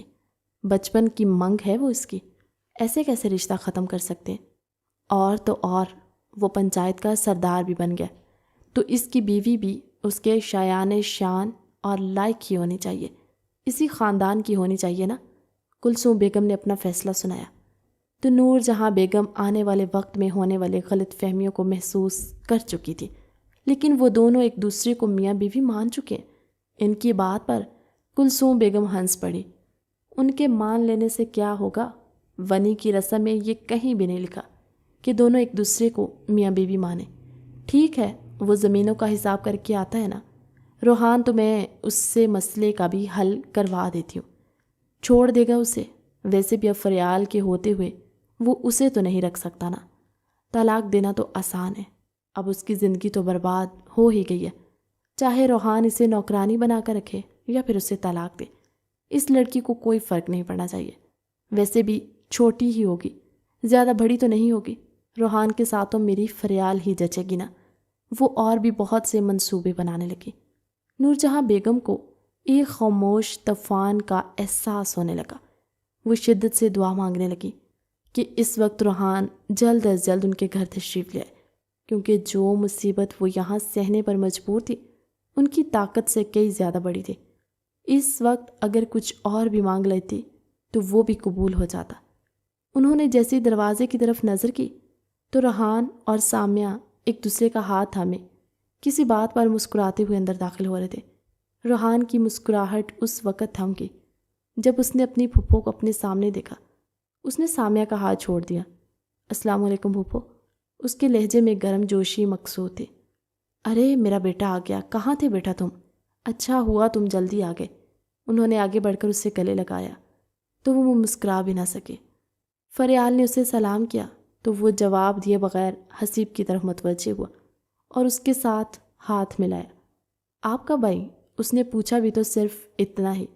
تو 2-3 گھنٹے ہو گئے، پھوپھو نے کہتے ہی جیسے ہی سامنے کی طرف دیکھا تو انہیں سامیہ نظر آئی، جو بے حد کنفیوز تھی۔ وہیں کھڑی رہ گئی اور اپنی انگلیاں مروڑنے لگی۔ یہ لڑکی کون ہے؟ انہوں نے روحان سے پوچھا۔ روحان نے نور جہاں بیگم کی طرف نظر اٹھا کر دیکھا کہ وہ انہیں کیا جواب دے۔ پھوپھو جان، یہ میری بیوی سامیہ ہے۔ اس نے آگے بڑھ کر سامیہ کا ہاتھ تھاما اور اسے اپنے برابر لا کر کھڑا کیا تو پھوپھو کی مسکراہٹ غائب ہوئی۔ وہیں فریال کے چہرے پر بھی جیسے صدمہ دکھائی دینے لگا۔ ہاں ہاں سمجھتی ہوں بیوی، کیوں کہہ رہے ہو؟ اسے نور جہاں نے مجھے بتایا کہ ونی میں آئی ہے، تم نے اس کا ہاتھ کیوں پکڑا ہوا؟ اے لڑکی، جا کر ہمارے لیے چائے بنا۔ سامیہ ششت نگاہوں سے سر اٹھا کر اپنے مجازی خدا کی طرف دیکھنے لگی۔ اس کی آنکھیں نمکین پانیوں سے بھرنے لگیں۔ زمینوں کا حساب مکمل ہو چکا تھا تو وہ اسی دن واپس آ گیا اور سامیہ کو لیتا ہوا آیا، لیکن نہیں جانتا تھا کہ یہاں ان کے لیے کون سی مصیبت کھڑی ہوئی ہے۔ پھوپھو جان، آپ ملازمہ سے کہہ دیں، وہ بنا دے گی، اور یہ میری بیوی ہے، اس کا وہی مقام و مرتبہ ہے جو ایک بیوی کا ہونا چاہیے۔ میں سب جانتی ہوں، ونی میں آئی ہوئی لڑکی کبھی بیوی نہیں بن سکتی۔ تم مجھے سبق نہ سکھاؤ، بلکہ میں تو تمہاری اور فریال کی شادی کرنے کے لیے آئی ہوں۔ تمہارے ساتھ تو فریال ہی جچتی ہے، تم اسے ابھی کبھی طلاق دے کر روانہ کرو۔ اور یہ اتنا سج سنور کر گھوم رہی ہے، اس کے چہرے پر اتنی خوشی کیوں ہے؟ انہوں نے آگے بڑھ کر اس کے سر پر سے دوپٹہ اتار کر کھینچنے کی کوشش کی تو ریحان اچھل پڑا۔ وہ فوراً سے آگے بڑھا اور سامیہ کو کھینچ کر اپنے پیچھے کیا۔ سامیہ اس کے کندھے سے چھپ کر انہیں دیکھنے لگی۔ وہ رو رہی تھی۔ ریحان کا کندھا بھیگنے لگا۔ اس نے ریحان کی شرٹ اپنی مٹھیوں میں بھینچ کر اپنے دکھ کا اظہار کیا۔ خبردار پھپھو، میری بیوی پر آپ نہ کوئی الزام لگا سکتی ہیں اور نہ اس پر کوئی تشدد کر سکتی ہیں۔ میں زندہ ہوں ابھی، اس نے شدید طیش کے عالم میں کہا۔ تو جہاں پھپھو کا منہ کھلا کا کھلا رہ گیا، وہاں فریال اور حسیب نے ایک دوسرے کی طرف دیکھا۔ سامیہ، تم اندر کمرے میں جاؤ، اس نے سامیہ کو آنکھوں ہی آنکھوں میں اشارہ کیا تو وہ روتے ہوئے کمرے کی طرف چلی گئی۔ بہت خوب، تمہارا باپ کیا مرا؟ تم نے تو رشتوں سے اپنا منہ ہی پھیر لیا۔ اس لڑکی کو تم طلاق، کیونکہ میں اپنی بیٹی کا رشتہ یہیں کروں گی اور اس کی شادی تم سے ہی کروں گی۔ تمہارے نام پر اس نے کئی سال گزار دیے، اب تم اس کا یہ صلہ دو گے؟ پھوپھو نے ریحان کو کھری کھری سنائی تو وہ انہیں دیکھنے لگا۔ نہ بابا جان نے اور نہ امی جان نے مجھ سے کبھی یہ کہا تھا کہ فریال میری منگ ہے، اور اگر ہوتی بھی تو اب جو ہو چکا ہے اسے میں نہیں بدل سکتا۔ یہاں آپ خیریت سے رہیں، کھائیں پئیں، لیکن میرے اور میری بیوی کے رشتے کے بیچ میں آنے کی کوشش اگر کوئی بھی کرے گا تو اسے مجھ سے ٹکرانا پڑے گا۔ اس نے انگلی اٹھا کر وہاں کھڑے تینوں نکوس کو وارننگ دی اور تیز تیز قدموں سے اپنے کمرے کی جانب چل دیا۔ وہ جیسے ہی اندر آیا تو سامیہ گھٹنوں میں سر دیے رونے لگی۔ اس کی دبی دبی سسکیاں پورے کمرے میں گونج رہی تھی۔ سامیہ، میری جن جان، ریحان کی آواز پر اس نے سر اٹھا کر بھیگی آنکھوں سے دیکھا۔ تم رو کیوں رہی ہو؟ میں کسی کو اس بات کی اجازت نہیں دوں گا کہ وہ تمہیں تنگ کریں، تمہیں مضبوط بننا ہوگا۔ ریحان نے فوراً سے آگے بڑھ کر اس کے برابر میں بیٹھ کر اس کے کندھے پر ہاتھ رکھ کر اسے تسلی دی تو وہ اسے غور سے دیکھنے لگی۔ آخر یہ ساری آزمائش میری ہے، میرے ہی نصیب میں کیوں ہے جو مجھے ان تمام آزمائشوں سے گزرنا پڑتا ہے؟ زندگی میں ابھی تو سکون ملنا نصیب ہوا تھا، پھر سے یہ سب لوگ، وہ کہتے کہتے ایک بار پھر سے رونے لگی۔ ریحان نے آگے بڑھ کر اسے گلے سے لگا لیا۔ کچھ نہیں ہوگا، سب ٹھیک ہو جائے گا، جب تک میں ہوں تمہیں کوئی نقصان نہیں پہنچا سکتا۔ اس نے اسے حوصلہ دیا تو وہ چپ ہوئی۔ 1 مہینے کی بات ہے، اس کے بعد یہ لوگ اپنے گھر چلے جائیں گے، اور جہاں تک بات ہے کہ یہ فریال سے میری شادی کریں گے، تو جب تک میں نہیں چاہتا کوئی کچھ نہیں کر سکے گا۔ تم بے فکر ہو جاؤ، تمہارا شوہر صرف تمہارا ہے اور تمہارا ہی رہے گا۔ تمہارا ریحان کسی کی طرف آنکھ اٹھا کر بھی نہیں دیکھے گا، یہ میرا وعدہ ہے تم سے۔ اس نے اس کا ہاتھ مضبوطی سے اپنے ہاتھوں میں لیا اور اپنے ہونٹوں سے چوم لیا۔ پہلی بار اس کی آنکھوں میں اسے مسکراہٹ دکھائی دی۔ اگر آپ اسی طرح میرا ساتھ دیتے رہیں گے تو پھر میں بھی دنیا کی کسی طاقت سے نہیں ڈرتی کہ وہ ہمیں جدا کر سکے۔ اس نے اس کا بازو تھام کر اپنا سر اس کے کندھے پر رکھ دیا۔ اچھا، اب اچھی سی چائے پلا دو، اور ہاں، ان تمام لوگوں کو اگنور کرنا، میرے سر میں درد ہو گیا، ایک اچھی سی اسٹرانگ سی چائے کی ضرورت ہے، ابھی بنا کر لاتی ہوں۔ اس نے اپنے آنسو صاف کیے، اپنا حلیہ درست کیا، دوپٹہ سر پر اوڑھا اور باہر کی طرف چلی آئی۔ السلام علیکم بھابھی۔ وہ کچن میں چائے بنا رہی تھی کہ جب اسے اپنے پیچھے مردانہ آواز سنائی دی۔ اس نے مڑ کر دیکھا تو حسیب اسے دیکھ کر مسکرایا۔ کیسی ہیں آپ؟ ویسے بہت خوبصورت ہیں آپ۔ ریحان بھائی تو بہت لکی ہیں کہ انہیں آپ جیسی بیوی ملی۔ اس نے اس کی بات بہت ضبط سے سنی، لیکن پھر بھی اپنے کام میں مصروف رہی۔ اب وہ اسے کیا جواب دیتی؟ یہ شخص تو اس کے لیے خطرے کی گھنٹی بجا رہا تھا۔ آپ بات کیوں نہیں کرتی؟ ویسے میں اس بات کے بالکل خلاف ہوں کہ فریال کو اب ریحان سے شادی کرنی چاہیے۔ ریحان پر تو اب آپ کا قبضہ ہو چکا ہے نا؟ آخری بات کرتے ہوئے اس کی آواز کافی دھیمی ہو گئی اور سامیہ کو لگا کہ جیسے وہ افسوس کرے۔ اس نے دوبارہ سے مڑ کر اس کی طرف دیکھا تو وہ کندھے اچکانے لگا۔ کیا بنا رہی ہیں؟ چائے بنا رہی ہیں؟ میرے لیے بھی بنا دینا پلیز۔ سامیہ نے ایک لمحے کے لیے گہری سانس لی اور صرف اتنا کہا، ملازمہ سے کہہ کر بنوا دیتی ہوں، میں یہاں صرف اپنے شوہر کا کام کرنے کے لیے موجود ہوں۔ اس نے کپ میں چائے نکالی اور ٹرے اٹھا کر جانے لگی کہ جب حسیب اس کے بالکل قریب آ گیا۔ لیکن مجھے تو آپ کے ہاتھ کی چائے پینی ہے۔ اس کے لہجے میں عجیب سی چبھن تھی۔ اپنی حد میں رہیں تو بہتر ہے۔ اس نے زہر آلود نگاہ حسیب پر ڈالی اور فوراً سے روحان کے پاس کمرے میں آ کر چائے دینے لگی۔ کیا ہوا؟ کیا سوچ رہی ہو؟ ادھر آؤ، میرے پاس بیٹھو۔ کچھ نہیں، بس چائے تو ٹھیک بنی ہے نا؟ اس نے فوراً سے اپنی سوچ کا دھیان ہٹایا۔ وہ روحان کو نہیں بتانا چاہتی تھی کہ حسیب کی نیت غلط ہے۔ وہ گھر میں کوئی ماحول کا تناؤ نہیں چاہتی تھی، اس لیے اس نے یہ بات چھپا لی۔ لیکن وہ نہیں جانتی تھی کہ اگر وہ یہ بات بتا دیتی تو اس کی زندگی آسان ہو جاتی۔ صبح کے 11 بجے اس کی آنکھ کھلی تو کیا دیکھتی ہے کہ بستر پر روحان موجود نہیں ہے۔ وہ ہڑبڑا کر اٹھی۔ آج اسے بہت دیر ہو گئی۔ باہر آئی تو نور جہاں بیگم نے اسے مسکرا کر سلام کیا۔ امی، روحان کہیں نظر نہیں آ رہے؟ اس نے فکر مندی سے سوال کیا۔ بیٹا وہ مجھے بتا کر گیا ہے اور خاص طور پر کہا تھا میری بیوی کو بتا دیجیے گا، ورنہ وہ بہت ٹینشن لے گی۔ شہر ایک کام سے گیا ہے، 1-2 دن لگ جائیں گے۔ کہا اگر جلدی کام ہو جائے گا تو صبح ہی لوٹ آؤں گا۔ یہ سنتے ہی اس کے چہرے کے رنگ اڑ گئے۔ لیکن انہیں مجھے بتانا تو چاہیے تھا، اس نے دل میں سوچا۔ ٹھیک ہے امی۔ وہ اپنے کمرے میں جانے لگی کہ جب نور جہاں بیگم نے اسے آواز دے کر بلایا، بیٹا آج کا کھانا تم بنا لو گی؟ کیونکہ مجھے بھی ایک فوتگی پر جانا ہے، میرے لیے تو بہت مشکل ہوگا۔ ابھی وہ یہ کہہ رہی تھیں کہ دروازہ کھلا اور پھپھو زارا کے ساتھ اندر آتی ہوئی نظر آئی۔ زارا تم یہاں؟ وہ ایک لمحے کے لیے حیران ہوئی۔ زارا نے آگے بڑھ کر اسے گلے لگایا۔ پھپھو نے مجھے یہاں بلایا، بھائی کہاں ہیں؟ میں تو ان سے ملنا چاہتی ہوں۔ وہ بےتاب تھی، وہ تو شہر کسی کام سے نکل گئے۔ اچھا، وہ مایوس ہوئی۔ لیکن کوئی بات نہیں، میں یہاں ٹھہر رہی ہوں نا، ان سے مل لوں گی۔ ان کی ساری ناراضگی اس بار مجھے پوری امید ہے کہ ختم ہو جائے گی، وہ خوش ہو کر کہنے لگی، اور پھر اپنی پھپھو سے باتوں میں مصروف ہو گئی۔ فریال نے انتہائی غور سے اس کا جائزہ لیا۔ وہ کچن میں چلی آئی اور دوپہر کے کھانے کا انتظام کرنے لگی۔ اس نے 2 طرح کی ڈشز بنا لی۔ زارا کو پلاؤ پسند تھا اور پھپھو کے لیے اس نے سالن بنایا۔ نور جہاں بیگم نے اسے خاص ہدایت کی تھی۔ کھانے کا وقت ہوا تو وہ تمام لوگ میز کے گرد جمع تھے۔ اس نے سب سے پہلے زارا کو کھانا دیا اور پھر پھپھو کو۔ جیسے ہی دینے لگی تو انہوں نے ایک دم سے منہ بنایا۔ رہنے دو بی بی، ایک تو ہمارے کچن میں جا کر اسے ناپاک کر دیا اور پھر اب مجھے بھی کھانا دے رہی ہو۔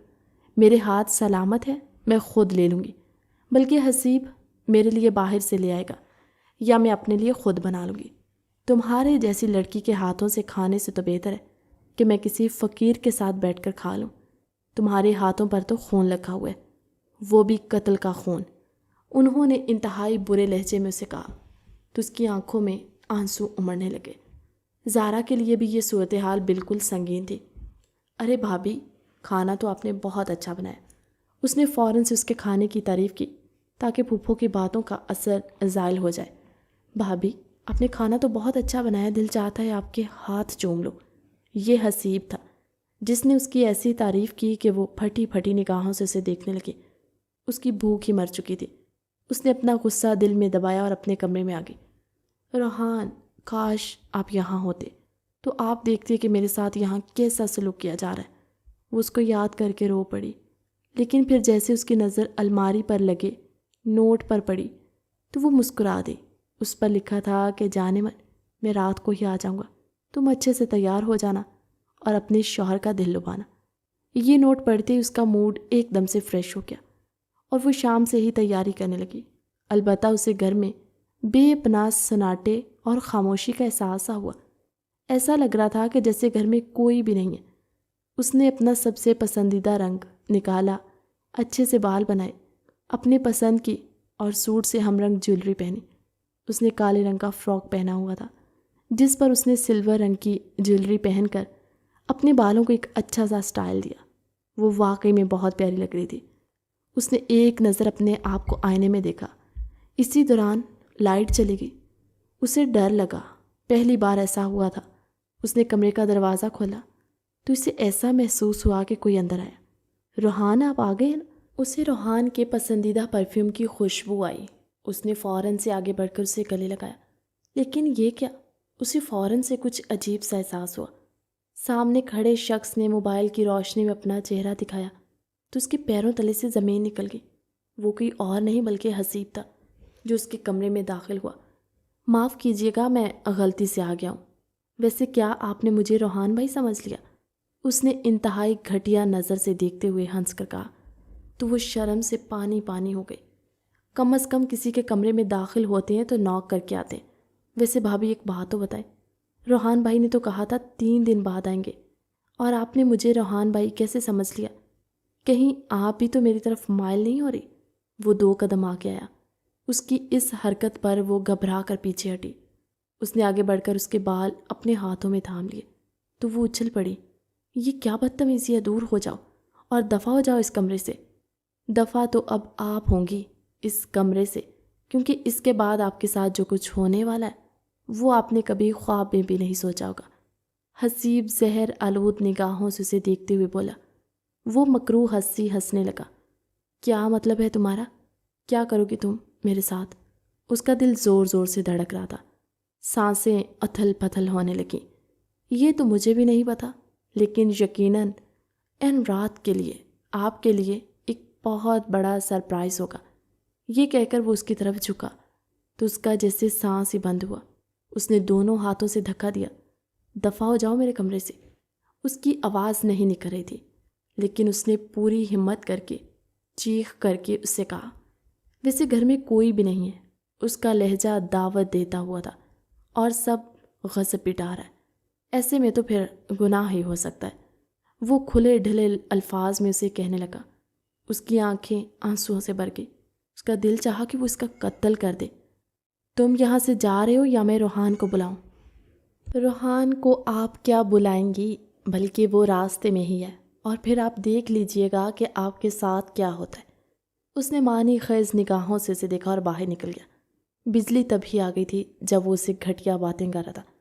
روحان آپ کہاں ہیں، جلدی سے آ جائیں۔ وہ رونے لگی۔ ابھی تھوڑی ہی دیر گزری تھی کہ اس کے کمرے کا دروازہ زور زور سے بجا۔ اس نے جیسے ہی دروازہ کھولا تو سامنے روحان تھا۔ آپ آ گئے؟ وہ روتے ہوئے سسک کر اس کے گلے لگ گئی۔ لیکن یہ کیا؟ روحان نے نہ تو اسے گلے لگایا اور نہ ہی اسے کچھ کہا۔ ایک جھٹکے سے اسے خود سے الگ کیا۔ اس کی آنکھوں میں خون اترا ہوا تھا۔ محبت، نرمی، جوش، جذبہ، یہ سب مکفوت تھا۔ ایک لمحے کے لیے سامیہ کا دل زور سے دھڑکا۔ اسے کسی انہونی کا احساس ہوا۔ اس نے پھٹی پھٹی نگاہوں سے روحان کے برابر میں کھڑے حسیب کی طرف دیکھا۔ سارا معاملہ اسے سمجھ آ گیا تھا۔ روحان کو ایک میسج ملا تھا جو سارا کی طرف سے تھا، اور یہ میسج بھی فریال اور حسیب نے مل کر زارا کے موبائل سے کیا تھا کہ زارا کو خبر ہی نہ تھی، جس میں لکھا تھا بھائی آج میں آپ کو سامیہ کی حقیقت بتانے جا رہی ہوں۔ میں تو کافی عرصے سے اس کی حقیقت جانتی تھی۔ یہ ایسی ہی ہے، کردار کی ہلکی۔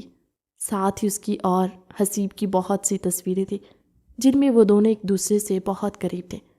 یہ تصویریں لی ہے اس اینگل سے لی گئی تھی کہ کسی کو بھی گمراہ کرنے کے لیے کافی تھی۔ اب آپ خود ہی فیصلہ کر لیجئے، اس لڑکی کو اپنی زندگی میں رکھنا ہے یا فریال کو، جو ایک انتہائی حیادار لڑکی ہے۔ میں آپ کی بہن زارا ہوں اور میں جھوٹ نہیں بول سکتی۔ مجھ پر بھروسہ کریں، میں سچ کہہ رہی ہوں، اور اس لڑکی کو اپنی زندگی سے نکال دیں۔ روحان نے جب یہ میسج پڑھا تو اس کا دماغ بھگ سے اڑ گیا، اور اس نے گھر آتے ہی سامیہ کو صرف ایک ہی سوال اس سے پوچھا۔ اس کا جواب ہاں میں ملتے ہی اس نے اسے گھر سے نکال دیا۔ یوں محبت کی داستان جو صرف ابھی کومپل کی صورت میں پھوٹی ہی تھی، اپنی موت آپ ہی مر گئی۔ سامیہ میری بات سنو۔ زارا اس کے پیچھے اپنے گھر آ گئی تھی۔ سامیہ نے ایک دم سے مڑ کر زارا کی طرف دیکھا۔ اس کی آنکھوں میں آنسو تیرتے ہوئے دکھائی دے رہے تھے۔ میں سوچ بھی نہیں سکتی تھی کہ تم آستین کا سانپ ثابت ہو سکتی ہو۔ یہ سب کچھ تمہارا کیا دھرا ہے۔ میرے بھائی نے تمہیں نام دیا، عزت دی، پیار دیا، لیکن تم نے بدلے میں کیا کیا؟ تمہیں اس کی ہی بہن کو برباد کر دیا۔ تمہیں ذرا برابر بھی شرم نہیں آتی؟ سامیہ نے چلا کر زارا سے کہا تو وہ ناسمجھی سے اس کی طرف دیکھنے لگی۔ اب تو تم اپنی بات سے مکرو گی ہی نا، میرے گھر والوں کی محبت کا تم نے یہ صلہ دیا۔ وہ وہیں بیٹھ کر بلک بلک کر رونے لگی تو تمام گھر والے وہاں جمع ہو گئے۔ اس نے سمیر کو ساری بات بتائی تو زارا تڑپ اٹھی۔ میں نے کچھ بھی نہیں کیا، تم میری بات سمجھنے کی کوشش کرو سامیہ، میں نے کچھ بھی نہیں کیا۔ سمیر نے تیز سے اس کی طرف دیکھا۔ چلی جاؤ یہاں سے۔ زارا، تم نے میری محبت کا انتہائی ناجائز فائدہ اٹھایا۔ اگر میری بہن کا گھر نہیں بسے گا تو میں تمہیں بھی اجاڑ دوں گا، چلی جاؤ یہاں سے۔ سمیر نے اسے جانے کا اشارہ کیا تو زارا رونے لگی۔ میں نے کچھ بھی نہیں کیا، میرا یقین کرو۔ میری بہن نے بھی کچھ نہیں کیا، لیکن تمہارے گھر والوں نے اس کا یقین نہیں کیا۔ اب تمہاری بھی اس گھر میں کوئی جگہ نہیں۔ میں مزید اپنی بہن کی آنکھوں میں آنسو نہیں دیکھ سکتا۔ اس نے زارا کو چلے جانے کا کہا تو وہ روتے ہوئے اپنے منہ پر ہاتھ رکھے وہاں سے چلی گئی۔ اب اس کے بغیر اور کوئی چارہ بھی نہیں تھا۔ کتنے کم صرف لوگ ہیں، اپنی بیٹی کی غلطی انہیں نظر نہیں آتی۔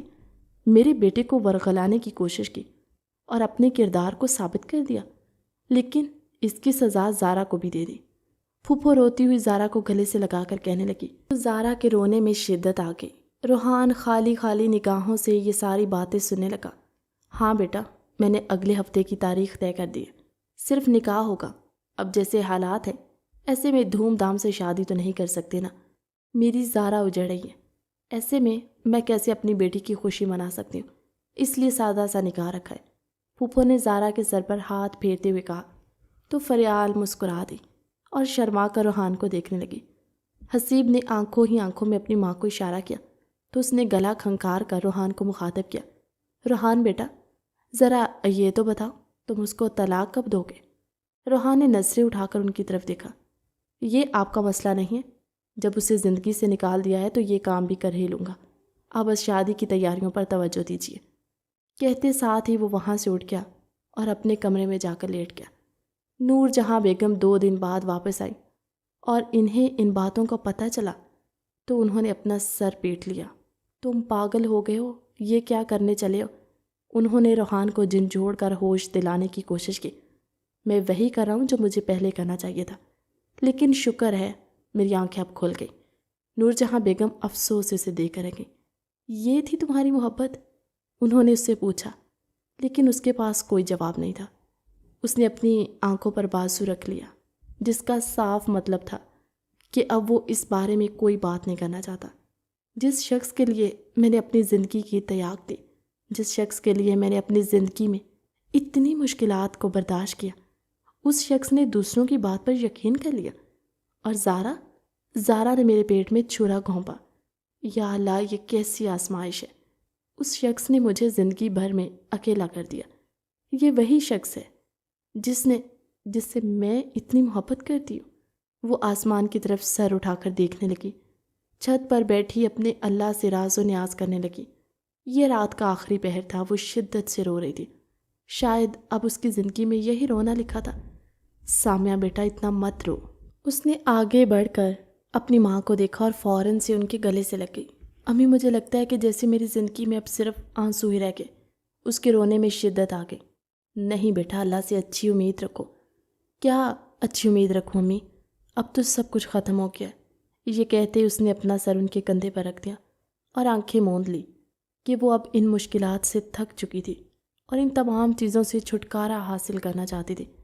ان دونوں کے ایک دوسرے سے الگ ہوئے پورے 5 دن ہو چکے تھے، اور جب اسے سمیر نے آ کر بتایا کہ روحان شادی کر رہا ہے تو اسے ایسے لگا جیسے کسی نے اس کے جسم سے روح نکال دی، دور پھینک دی ہو۔ یہ آپ کیا کہہ رہے ہیں بھائی؟ اسے اپنی آواز کسی کھائی سے آتی ہوئی محسوس ہوئی۔ میں بالکل ٹھیک کہہ رہا ہوں، اب تمہیں بالکل خلا لینی چاہیے۔ خلا کا لفظ سنتے اس کے دل پر ایک بھاری بوجھ سا پڑا۔ اس کا سر چکرانے لگا۔ اس نے بے اختیار اپنے سینے کو مسلا کہ شاید سانس لینے میں دشواری ہو رہی ہے، لیکن یہ تو ایک طرح سے پینک اٹیک تھا جو اس کو ہوا۔ اسی شدید چکر سے آئے اور وہ وہیں گر پڑی۔ سامیہ، انہوں نے آگے بڑھ کر اس کے چہرے پر پانی کے چھینٹے مارے، لیکن وہ بے ہوش ہو چکی تھی۔ انہوں نے فوراً سے ڈاکٹر کو بلایا اور ڈاکٹر نے ایک ایسی خبر سنائی جسے سن کر نہ صرف سمیر، اس کی والدہ، بلکہ خود سامیہ بھی حیران تھے۔ امی، یہ خبر بھی ایسے وقت میں آنی تھی۔ وہ اپنا سر گھٹنوں میں دیے بے تحاشا رونے لگی۔ رو رو کر اس کے آنسو خشک ہو چکے تھے، لیکن غم تھا کہ ختم ہونے کا نام ہی نہیں لے رہا تھا۔ صبر کرو میری بچی، صبر کرو، سب ٹھیک ہو جائے گا۔ وہی ہوگا جو تمہارے حق میں بہتر ہوگا۔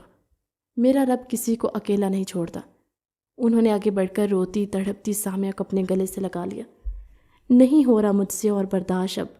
امی میرا صبر جواب دے گیا ہے۔ امی مجھے تھام لے، میرا صبر جواب دے گیا۔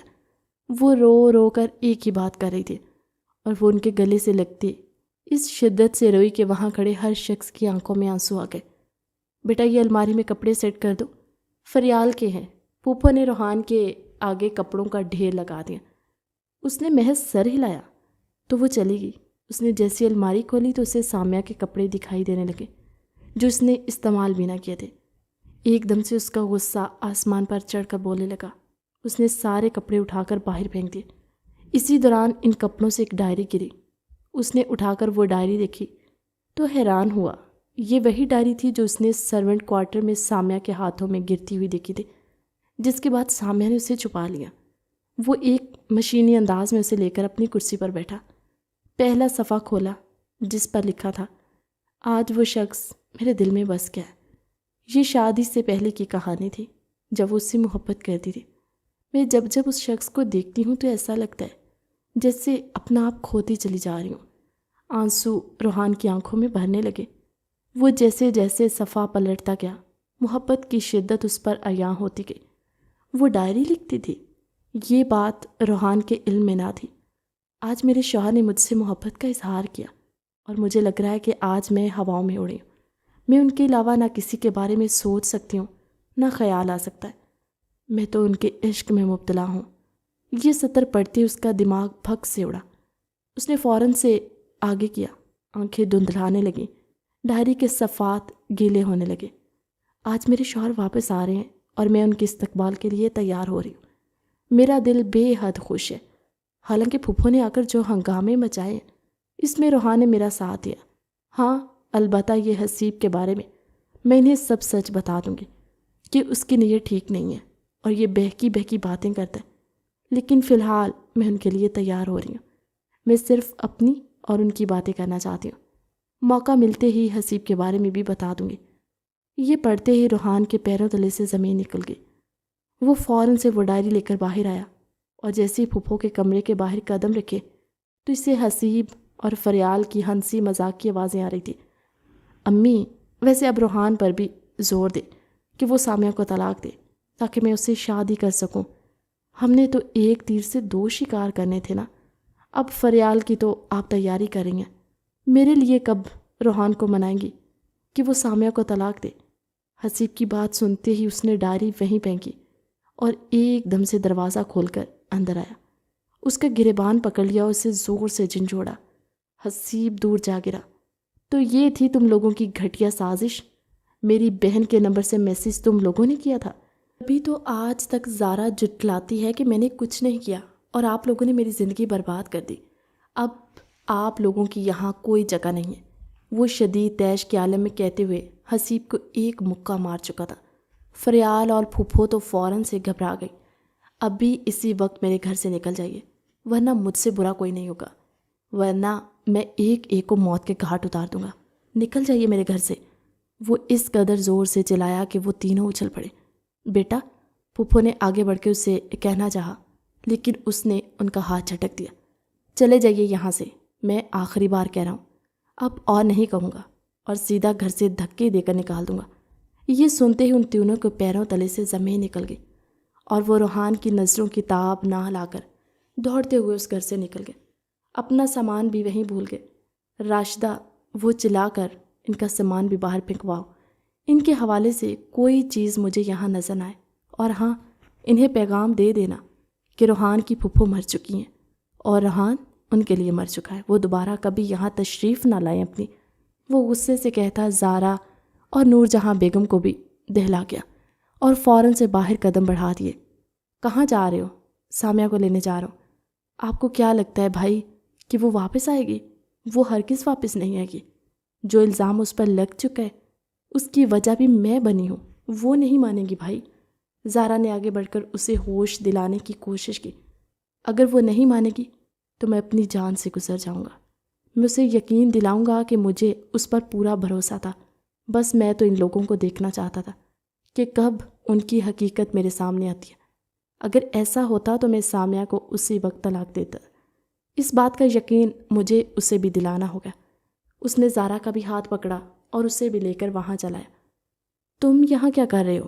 سمیر نے اسے وہاں دیکھا تو اپنے دانت پیس کر کہنے لگا، میں اپنی بیوی کو لینے آیا ہوں، مجھے اسے بات کرنے دو، اور یہ تمہاری بیوی تمہاری امانت ہے، یہ بے قصور ہے، ہمارے ساتھ سازش ہوئی ہے۔ اس نے اتنے آرام سے کہا کہ سمیر زارا کو دیکھنے لگا۔ سمیر یہ سچ کہہ رہے ہیں، میرا کوئی قصور نہیں ہے اس میں، بھلا میں کیوں سامیہ کا گھر برباد کروں گی؟ اس نے دونوں ہاتھ اس کے سامنے جوڑے تو سمیر کو اس پر رحم آ گیا۔ ٹھیک ہے، تم اپنے کمرے میں جاؤ، مجھے کسی سے نہیں ملنا۔ کمرے کے دروازے کے پار سے آواز آئی تو ریحان ششت رہ گیا۔ سامیہ میری بات سنو، میری جان میری بات سنو۔ سمیر زارا کو لے کر وہاں سے چلا گیا کہ اب یہ ان دونوں میاں بیوی کا معاملہ تھا۔ مجھے آپ کی کوئی بات نہیں سننی، چلے جائیے یہاں سے۔ اس نے کمرہ لاک کر دیا۔ ریحان کافی دیر تک وہیں کھڑا رہا۔ میری بات تو سنو سامیہ، مجھے تم پر یقین تھا، لیکن میں وقتی طور پر بہک گیا تھا۔ مجھے علم تو تھا کہ یہ لوگ سازش کریں گے، اس لیے میں نے تمہیں یہاں سے بھجوا دیا۔ یقین جانو اگر ایسا ہوتا تو میں تمہیں اسی وقت طلاق دے دیتا۔ ریحان نے اپنی صفائی پیش کرنے کی کوشش کی۔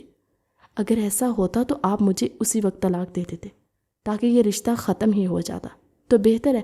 میں اس رشتے میں کئی بار ذلالت برداشت کر چکی ہوں، لیکن اب اور نہیں۔ آپ یہاں سے چلے جائیں، میں آپ کے ساتھ زندگی نہیں گزارنا چاہتی، چلے جائیے یہاں سے۔ سامیہ نے روتے ہوئے بلند آواز سے کہا تو ریحان کے پیروں تلے سے زمین نکل گئی۔ میں مر جاؤں گا، ریحان نے کہا۔ سامیہ کی آواز اب بند ہو چکی تھی، شاید وہ سسکیوں سے رو رہی تھی۔ میری بات تو سن لو، وہ تھک ہار کر کہنے لگا۔ کافی دیر تک وہیں بیٹھا رہا، لیکن پھر اداس ہو کر واپس چل دیا کہ اب سامیہ اتنی آسانی سے نہیں ماننے والی تھی۔ آج تیسرا دن تھا کہ وہ اس کے دروازے کے باہر کھڑا اسے منا رہا تھا۔ سامیہ، خدا کا واسطہ ہے تمہیں، تم ایک بار باہر آ کر میری بات تو سن لو۔ اندر سے کوئی جواب پہنچا، موصول نہیں ہوا تھا۔ پچھلے 3 دن سے یہی ہو رہا تھا۔ وہ دیوانے وار اس کے پاس آتا، دروازہ بجاتا اور اسے معافی مانگتا، لیکن اس بار شاید سامیہ نے بھی اپنے دل کو پتھر کر لیا۔ مجھے آپ کی کوئی بات نہیں سنی، آپ یہاں سے اپنا بھی وقت ضائع کریں اور میرا بھی، مجھے طلاق چاہیے۔ سامیہ کا مطالبہ سنتے ہی ریحان کا دل ایک دم سے جیسے بند ہو گیا۔ تم پاگل ہو گئی ہو کیا؟ غلط فہمیاں ہوتی ہیں، اس کا مطلب یہ تھوڑی ہوتا ہے کہ راستے جدا کر لیے جائیں۔ وہ وہیں سے چلا کر کہنے لگا، غلط فہمی ایک بار ہوتی ہے، بار بار نہیں ہوتی، اور راستے اگر ایک بار جدا کر لیے جائے تو پھر بار بار زخم دل پر نہیں لگتے۔ میں اس بار یہی کرنا چاہتی ہوں۔ اس نے انتہائی سکون سے جواب دیا تو ریحان کو اپنا بہت اکیلا سا محسوس ہوا۔ کیا یہ تمہارا آخری فیصلہ ہے؟ اس نے وہیں کھڑے کھڑے انتہائی درد بھری آواز میں اس سے پوچھا۔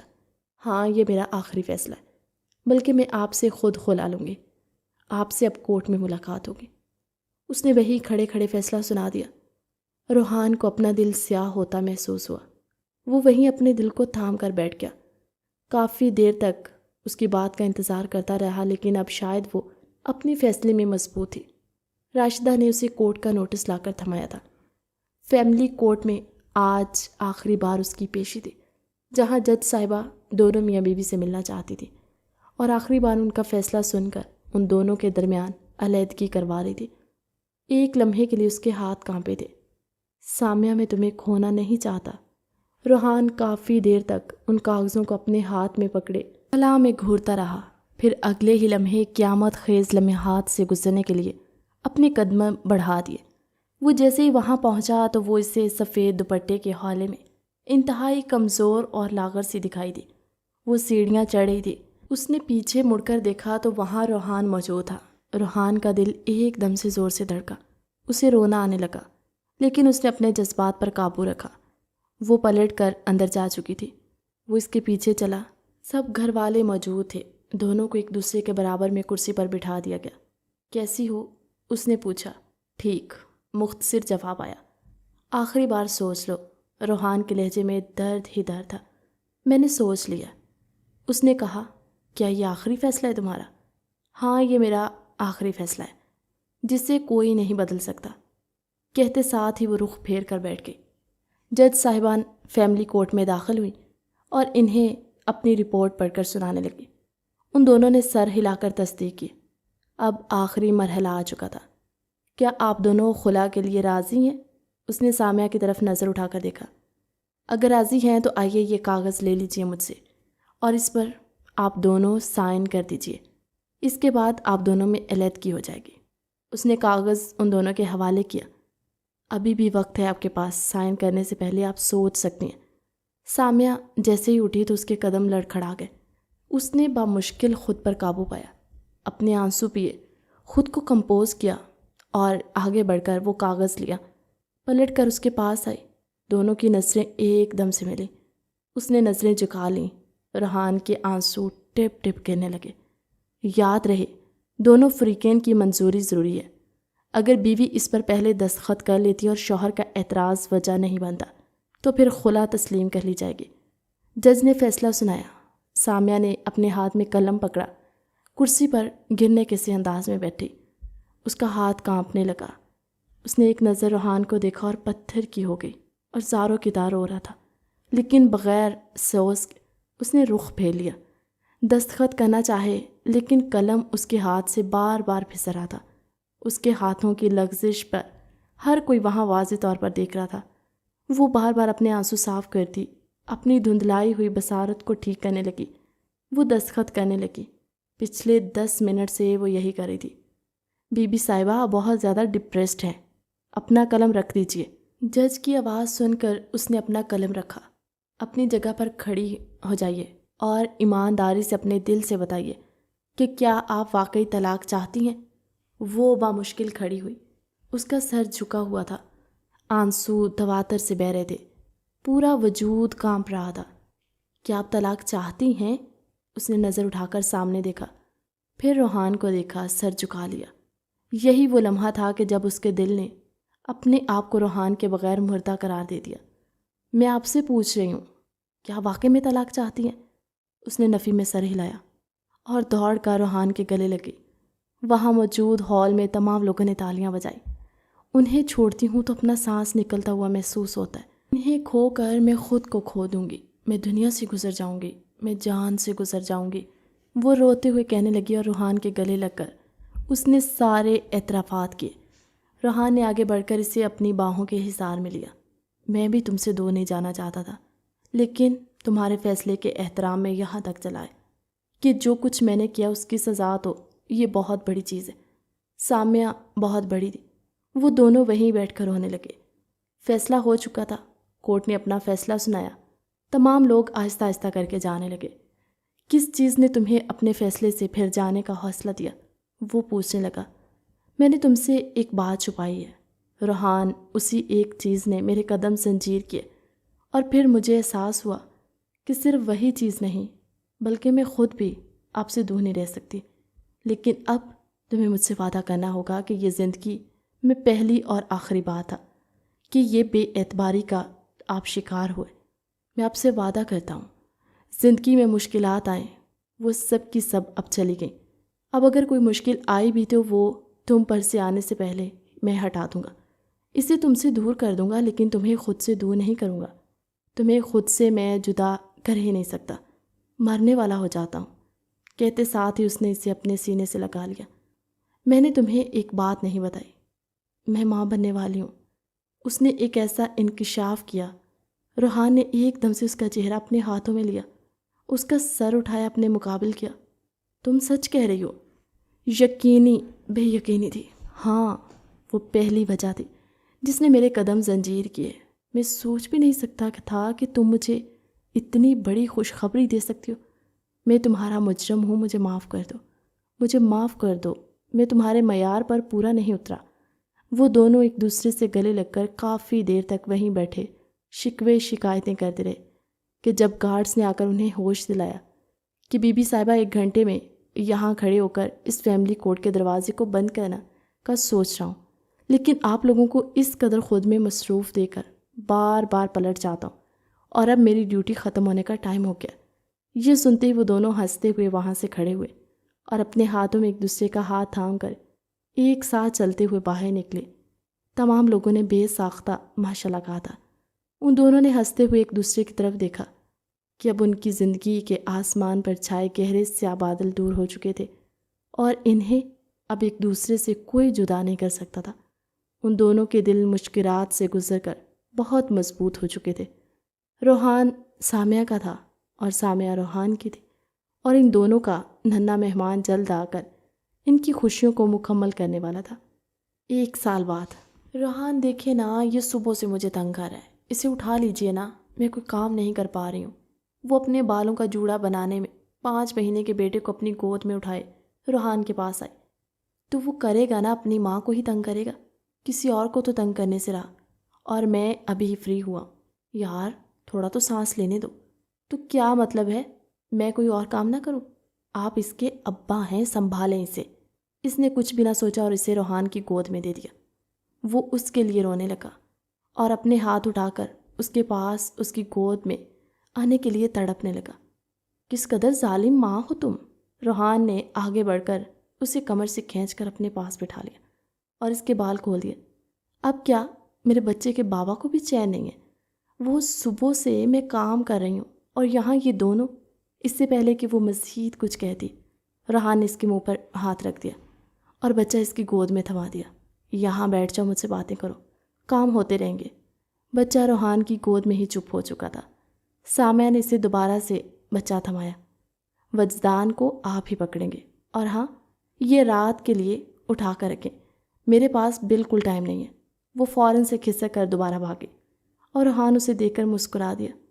تو پھر رات کو یاد رکھنا، پھر رات کو تم شکایت کرتی ہو کہ وہ ساری رات مجھے سونے نہیں دیتا، اس لیے مجھے سونے دے۔